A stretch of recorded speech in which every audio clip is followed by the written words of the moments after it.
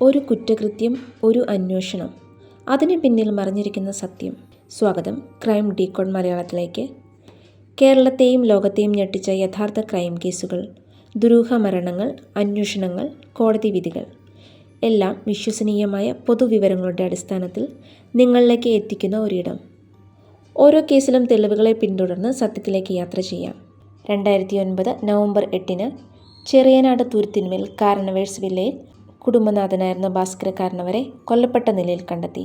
ചെങ്ങന്നൂരിനെ നടുക്കിയ വീട്ടിലെ മരുമകൾ ഷെറിൻ പ്രതിയായ കാരണവർ വധക്കേസാണ് ഇന്ന് നമ്മൾ നോക്കുന്നത്. 35 വർഷം ന്യൂയോർക്കിൽ സ്റ്റോർ കീപ്പറായി ജോലി ചെയ്ത ശേഷമാണ് കാരണവർ നാട്ടിൽ സ്ഥിരതാമസത്തിനായി എത്തുന്നത്.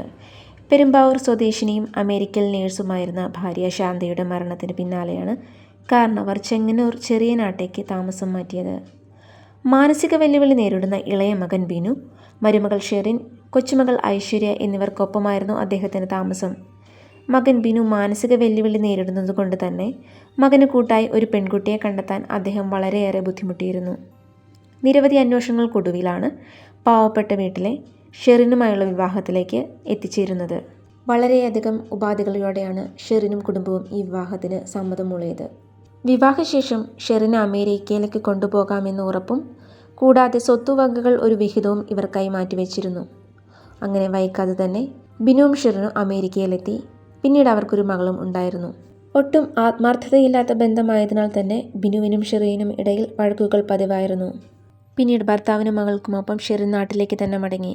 നാട്ടിലെത്തിയ ശേഷം വീടുമായി അടുത്ത ബന്ധം പുലർത്തിയിരുന്ന ഒരു യുവാവിൻ്റെ കുടുംബവുമായി ഷെറിൻ വല്ലാതെ അടുപ്പത്തിലായിരുന്നു.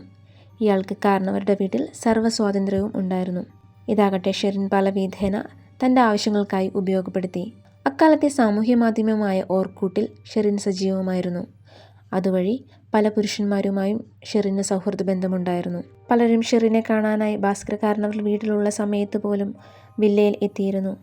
അപരിചിതർ പതിവായി എത്തുന്നത് മരുമകളുടെ ഇത്തരം ബന്ധങ്ങളെക്കുറിച്ച് കാരണവർ മനസ്സിലാക്കുന്നതിന് ഇടയാക്കി. ഷെറിൻ്റെ ഈ സ്വഭാവദൂഷ്യം മനസ്സിലാക്കിയ കാരണവർക്ക് വളരെയധികം കുറ്റബോധം തോന്നുകയും അദ്ദേഹം അത് അടുത്ത ബന്ധുക്കളോട് പങ്കുവയ്ക്കുകയും ചെയ്തിരുന്നു. അതിനെ തുടർന്ന് ഷെറിന് തൻ്റെ വസ്തുവിലുള്ള അവകാശം ഒഴിവാക്കി. എന്നാൽ ഇതോടെ ഷെറിനെ കൊണ്ട് മറ്റു ചില ഉപദ്രവങ്ങൾ കൂടി ഭാസ്കര കാരണവർ നേരിടേണ്ടി വന്നു. അദ്ദേഹത്തിൽ നിന്ന് പണവും ആനുകൂല്യവും ലഭിക്കാതായതോടെ ഷെറിൻ പലരിൽ നിന്നായി വൻതുക കടം വാങ്ങി തുടങ്ങി. ഇതെല്ലാം കൊടുത്തുവിട്ടേണ്ട ഉത്തരവാദിത്വം കാരണവരിലേക്ക് തന്നെ എത്തിച്ചേർന്നു. അങ്ങനെയിരിക്കെയാണ് ഓർക്കൂട്ട് വഴി ബാസിദ് അലി എന്ന യുവാവുമായി ഷെറിൻ പരിചയത്തിലാകുന്നത്. അയാളുമായുള്ള പരിചയം വളർന്ന് പ്രണയത്തിലേക്ക് വഴിമാറുകയും തൻ്റെ ഭർത്താവിനെ കബളിപ്പിച്ച് ബാസിദുമായി ഒന്നിച്ചു ജീവിക്കാൻ പദ്ധതികൾ ആസൂത്രണം ചെയ്യുകയും ചെയ്തു. അതിനിടെയാണ് വിൽപത്രത്തിൽ നിന്നും ഭാസ്കര കാരണവർ തൻ്റെ പേര് ഒഴിവാക്കിയ വിവരം ഷെറിൻ അറിയുന്നത്. അങ്ങനെയിരിക്കെ 2009 നവംബർ 6 ഒരു രാത്രിയിലാണ് അത് സംഭവിച്ചത്. തൻ്റെ സുഹൃത്തുക്കളായ ഷാനു, റഷീദിനും നിതിനും ഒപ്പം ബാസിദും കാരണവേഴ്സ് വില്ലയിൽ എത്തി. സുഹൃത്തുക്കൾ രണ്ടുപേരെയും പുറത്തു നിർത്തി ബാസിദ് വീടിൻ്റെ മതിൽ ചാടി അകത്തു കടന്നു. ബാസിദ് അന്ന് കാരണവേഴ്സ് വില്ലയിൽ എത്തുമെന്ന് ഉറപ്പുണ്ടായിരുന്ന ഷെറിൻ അയാളെ പ്രതീക്ഷിച്ചിരിക്കുകയായിരുന്നു. ഷെറിനുമായി അല്പനേരം സംസാരിച്ച ശേഷം ബാസിദ് എങ്ങനെയാണോ വീടിനകത്തേക്ക് കയറിയത് അതുപോലെ തന്നെ തിരിച്ചിറങ്ങി. പിറ്റേ ദിവസം 7-ാം തീയതി രാത്രി 11 മണിക്ക് ബാസിദ് സംഘവും വീണ്ടും കാരണവേഴ്സ് വില്ലയ്ക്ക് സമീപം എത്തി. വീടിൻ്റെ മതിലിന് സമീപം വെച്ച് അയൽവാസിയായ ഒരാൾ ഈ മൂവർ സംഘത്തെ കണ്ടതോടെ അന്നേരം സ്ഥലം വിട്ട ഇവർ 11:30 വീണ്ടും തിരിച്ചെത്തി. മതിൽ ചാടി വീട്ടുവളപ്പിലേക്ക് കടന്നു. മുൻകൂട്ടി നിശ്ചയിച്ച പ്രകാരം വീടിന് പുറകിലെയും മുൻവശത്തെയും വാതിൽ ഷെറിൻ തുറന്നിട്ട് കാത്തിരിപ്പുണ്ടായിരുന്നു. താഴെ നിലയിലായിരുന്നു കാരണവർ കിടന്നിരുന്നത്. ഭർത്താവ് ബിനു ആണെങ്കിലോ പൊടിശല്യം ഉണ്ടെന്ന കാരണം പറഞ്ഞ് ഷെറിൻ മുകളിലത്തെ നിലയിലേക്ക് മാറ്റിയിരുന്നു. അംഗസംഘത്തിൽ 2 പേരെ താഴത്തെ റൂമിൽ കൊണ്ടിരുത്തിയ ശേഷം ബാസിത്തും ഷെറിനും മറ്റൊരു മുറിയിലേക്ക് പോയി. പിന്നീട് അരമണിക്കൂറിന് ശേഷം കൂട്ടാളികളായ അനുവിനെയും നിതിനെയും ബാസിദ് വിളിച്ചു വരുത്തി. മൂവരും ഭാസ്കര കാരണവർ ഉറങ്ങിക്കിടന്നിരുന്ന മുറിയിൽ കയറി. നിതിൻ ക്ലോറോഫോം കൊണ്ട് മൂക്കുപൊത്താൻ ശ്രമിച്ചെങ്കിലും കാരണവർ കുതറിമാറി. അതിനിടെ ബാസിദ് അലി കാരണവരുടെ കഴുത്തിൽ പിടിച്ചു ഞെരുക്കി. മരണവെപ്രാളത്തിനിടെ പ്രതിരോധിക്കാനുള്ള ശ്രമം നടത്തുന്നുണ്ടായിരുന്നു. എങ്കിലും ഈ 3 യുവാക്കളുടെ കൈകരുത്തിനു മുന്നിൽ അദ്ദേഹത്തിന് പൊരുതി നിൽക്കാൻ സാധിച്ചില്ല. ഒടുവിൽ ഭാസ്കര കാരണവരെ മൂവരും ചേർന്ന് ശ്വാസം മുട്ടിച്ച് കൊലപ്പെടുത്തി. കാരണവർ മരിച്ചുവെന്ന് ഉറപ്പിച്ച ബാസിദ് ഷെറിനെ വിളിച്ച് കാര്യം അറിയിച്ചു. മുളകുപൊടിയിരിക്കുന്ന സ്ഥലം എവിടെയാണെന്ന് ബാസിദ് ചോദിക്കുകയും ഷെറിൻ അത് പറഞ്ഞു കൊടുക്കുകയും ചെയ്തു. നേരത്തെ ആവശ്യപ്പെട്ടത് പ്രകാരം കാരണവരുടെ മുറിയിൽ നിന്ന് വിലപിടിപ്പുള്ള വസ്തുക്കൾ ബാസിദ് കൈക്കലാക്കി. Chengannur SI PK Rajmohan register ചെയ്ത കേസിൽ CIP ജ്യോതികുമാർ അന്വേഷണം ആരംഭിച്ചു.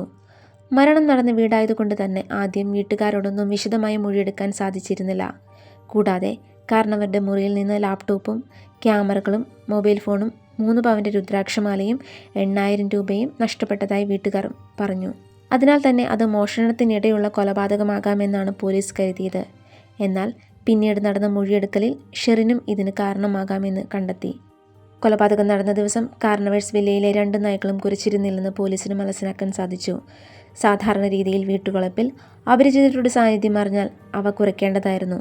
കൂടാതെ കാരണവരുടെ മുറിയിൽ കണ്ട മുളകുപൊടി വീട്ടിലെ അടുക്കളയിൽ നിന്ന് തന്നെ എടുത്തതാണെന്നും പരിശോധനയിലൂടെ പോലീസ് കണ്ടെത്തി.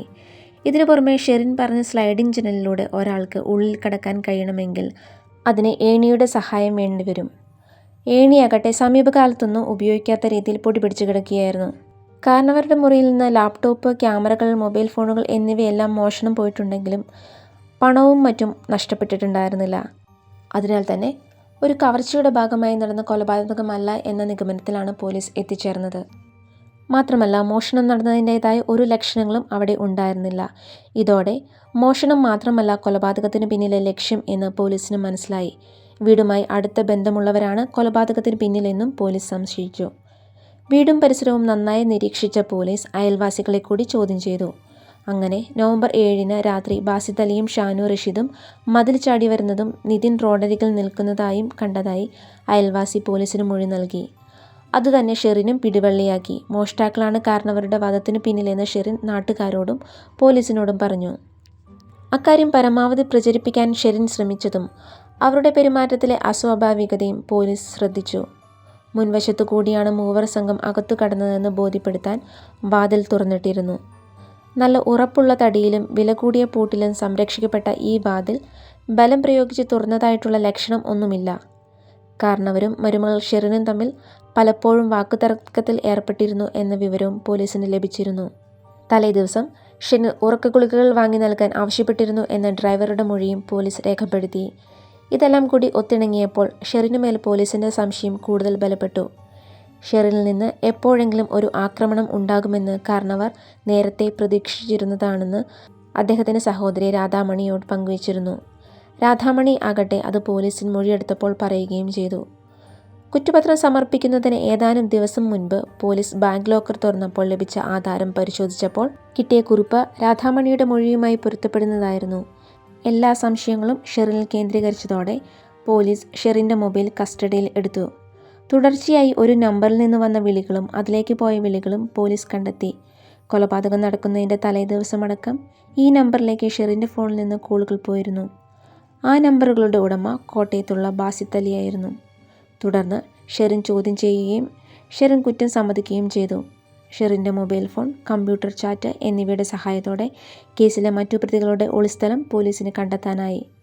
ഷെറിൻ്റെ കമ്പ്യൂട്ടറിൽ നിന്ന് തന്നെ ഈ 3 അംഗ സംഘത്തിൻ്റെ ചിത്രങ്ങളും പോലീസിന് ലഭിച്ചിരുന്നു.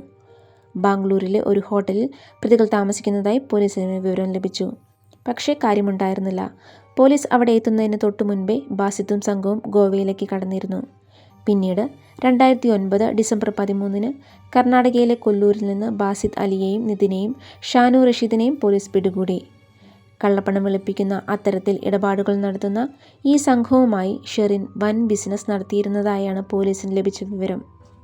2010 ജൂൺ 11 കേസിലെ പ്രതികൾ കുറ്റക്കാരാണെന്ന് മാവേലിക്കര അതിവേഗ കോടതി കണ്ടെത്തി. ഷെറിന് 3 ജീവപര്യന്തവും ബാസിത് അലിക്ക് ഇരട്ട ജീവപര്യന്തവും മറ്റു 2 പേർക്ക് ജീവപര്യന്തം ശിക്ഷയുമായിരുന്നു കോടതി വിധിച്ചത്. ഹൈക്കോടതിയും സുപ്രീം കോടതിയും ശിക്ഷ ശരിവയ്ക്കുകയും ചെയ്തു. ശിക്ഷാവിധിക്ക് ശേഷം കാരാഗൃഹത്തിൽ എത്തിയ ഷെറിന് അവിടെ ലഭിച്ചത് മികച്ച പരിഗണനയായിരുന്നു. ജീവപര്യന്തം ശിക്ഷ അനുഭവിക്കുന്ന വനിതാ തടവുകാരിൽ ഏറ്റവും കൂടുതൽ തവണ പരോൾ ലഭിച്ചത് ഷെറിനായിരുന്നു. വിവിധ സർക്കാരുകളുടെ കാലത്ത് ലഭിച്ച പരോൾ ദിനങ്ങളുടെ എണ്ണം മാത്രം 2 വർഷത്തോളം വരും. ജയിലിനകത്ത് ഷെറിൻ മൊബൈൽ ഫോൺ ഉപയോഗിച്ചുവെന്നും റിപ്പോർട്ടുകൾ ഉണ്ടായിരുന്നു. ഇത്രയും വർഷത്തെ ജയിൽ ശിക്ഷയിൽ ഷെറിന് യാതൊരു മാറ്റവും സംഭവിച്ചിട്ടില്ല. അടുത്ത പരോൾ കാലാവധിയിൽ പുറത്തിറങ്ങുന്നതും കാത്തിരിക്കുകയാണ് അവൾ. ഇതായിരുന്നു ഇന്നത്തെ കേസ്. ഈ കേസിനെക്കുറിച്ച് നിങ്ങളുടെ അഭിപ്രായം എന്താണെന്ന് കമൻറ്റിലൂടെ അറിയിക്കുക. ഇത്തരത്തിൽ യഥാർത്ഥ ക്രൈം കേസുകളും ദുരൂഹ സംഭവങ്ങളും അന്വേഷണങ്ങളും നഷ്ടമാകാതിരിക്കാൻ crime decode Malayalam channel subscribe ചെയ്യൂ.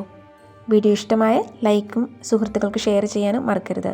അടുത്ത എപ്പിസോഡിൽ മറ്റൊരു യഥാർത്ഥ കേസുമായി വീണ്ടും കാണാം. നന്ദി, നമസ്കാരം.